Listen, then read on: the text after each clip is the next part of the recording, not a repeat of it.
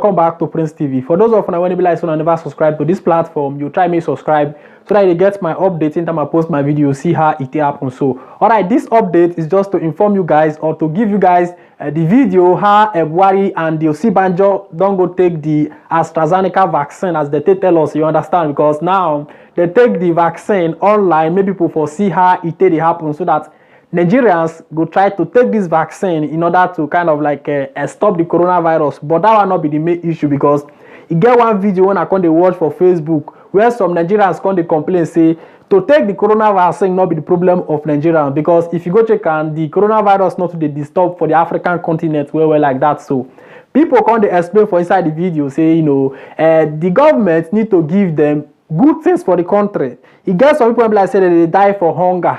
One guy come dey explain for inside the video say he better say he die with coronavirus than to die with hunger because the government not dey give them any efforts to support the masses. Now that they bring coronavirus vaccine come say make they take. Most people come dey debate say lie you say they no dey take anything and then una know how Nigerian people dey behave. Una know the story. We no need to tell una know how our people take dey behave. They say lie.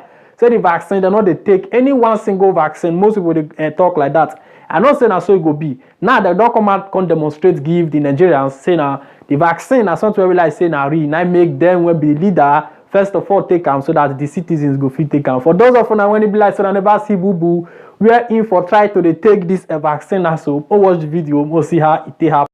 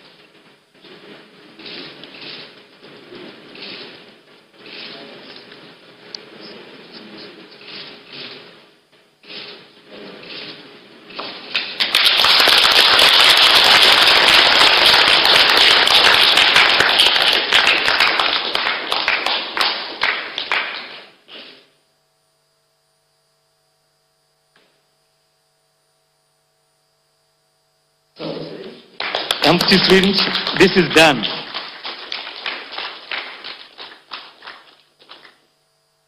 Thank you, Mr. President, for this exemplary national leadership.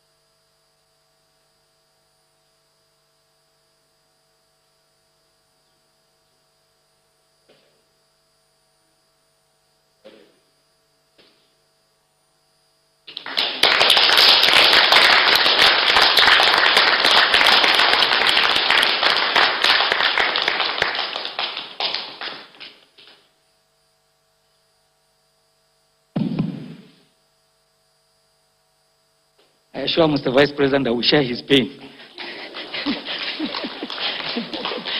Una don say Mabi.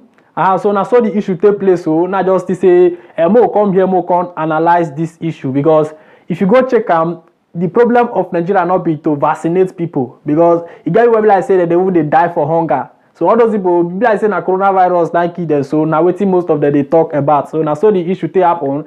And now system let una know how it they be, because if you still go for this north side, you will know say poverty there for that side where our south side. And that place still kind of like still dey okay somehow. People feel they manage. But if you go for north side, you go see children like say that they stay 3 days. Food not there like say they need to eat. Now that they bring coronavirus vaccine, say me they use and take vaccinate, all those kind of stuff. What did they even put for them now? So whether na something like say now water or nobody know how it happen. But all we know we say they don't take the vaccine. So maybe you let me know what you they think for your mind. If you be say that's where they do just now, so where you watch. Say na something like say you believe and say yes. Now the AstraZeneca vaccine where they bring and they receive. May you let me know for the comment section. In time to go check what they happen for France. We'll see how it they play.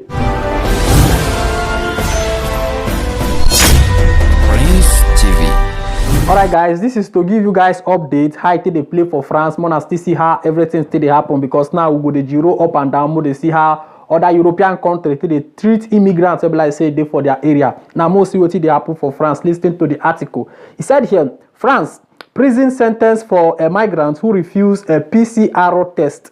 He said some migrants held in administrative detention center CROA in France have been sent to prison for refusing to take PCR test. You understand? All right. He said here, lawyers have called the practice illegal and denounced it as a violation of fundamental rights. You understand? This is what most of the lawyers are saying. You get many articles where I say they here. So now this is just a little bit update. When I say I want to try to kind of like a debate with you now. And those of them like Una for France, wanna give us how they treat Una for that side. Mostly they know how all these things they happen, because every time we they give Una what they happen for Italy. So Una self will still they give us Una own point of view what they happen for those areas by typing at the comment section, letting us know what is going on there in France. Because now, you know, they advisable or make sense like that for you to force somebody to take coronavirus test without the person not get anything when he want use and do. You don't want travel, you don't want do one or two things. First, they made they go take a coronavirus test. Before we go forward, mostly they see how all these things they happen before we still try to give a little bit explanation. All right, he said here, since October last year, a number of migrants held in administrative detention center CROA have been sent to prison for refusing to submit to a PCR test. There are many things to observe based on this issue, but what thing I want make we do for this particular update. Now for those of them like Sunday for France, Mona still give us more details how these things they happen. All of them go see how all these things they play. Now no go forward and come more put them for board. Make the whole world they see how they treat immigrants ready for the European side. Guys, if you get all these updates before with the bloggers on our forward and come, you get my Instagram, you forward and come for my Instagram, all these updates, we go expose them how things still happen.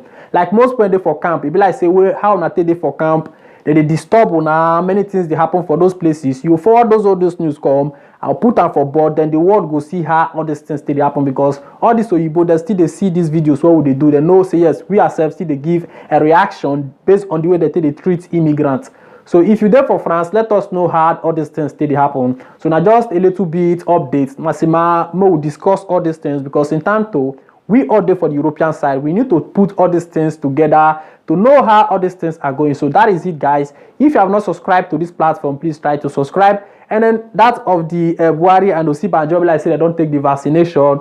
Now they say make all the Nigerians go to take the vaccine. So you let me know what you they think. If you go allow your family where they for Nigeria take that AstraZeneca vaccine where they don't bring, may you let me know for the comment section. But if you be say you know go allow them take the vaccine, may you still let me know for the comment section. More know how all these things they happen, because this our government, they won't keep people. We never know, because the rate at which they do different kind of thing for that country, the mago where they for that country, you really know say Nigeria and our state where like say it don't somehow fade. And so the matter they be now see my let know how it they happen. Try to subscribe to this platform. Till next time again, we'll be together. Ciao.